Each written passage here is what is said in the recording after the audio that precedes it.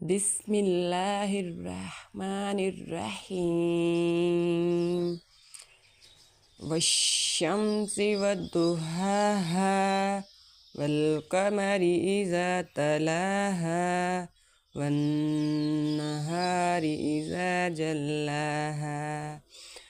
والليل إذا يغشاها والسماء وما بناها والأرض وما طحاها ونفس وما سواها فألهمها فجورها وتقواها قد أفلح من زكاها وقد خاب من دساها كذبت ثمود بطغواها إذ انبعث أشقاها